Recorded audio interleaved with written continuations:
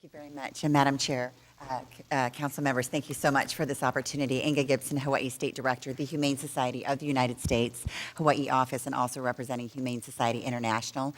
I submitted a comprehensive written testimony and also a supplemental document, Cartwright, 2012, Cartwright et al., that I believe your clerk may have distributed to you. So first of all, in strong support of Bill 318, as has been said repeatedly, we believe this is a very small but critical step in reducing mortality and improving the welfare of these thousands or hundreds of thousands of fish that are taken from our public trust, taken from our reefs every year.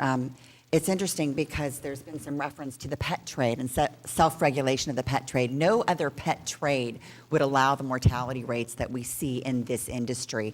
5% dead on arrival across the board, 10% up to 15% within the first 14 days alone. Could you imagine any other industry that would tolerate those rates of mortality and suffering when you're looking at dogs, cats, or other animals? So I think it's important to keep in mind that these animals are being used for the pet trade, and they deserve the same kinds of protections that other animals are afforded.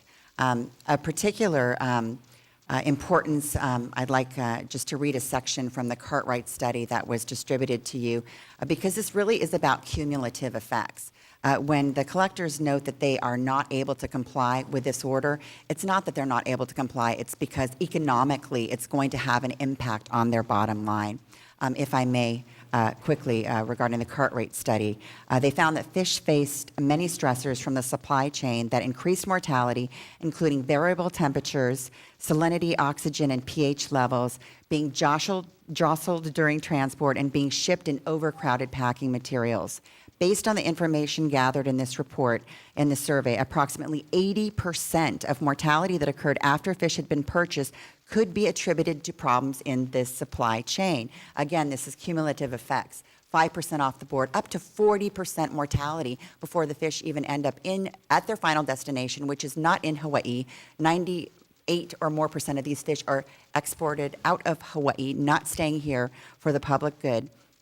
In addition, they found that 28% of all fish sold were replacements for fish that had died within a year.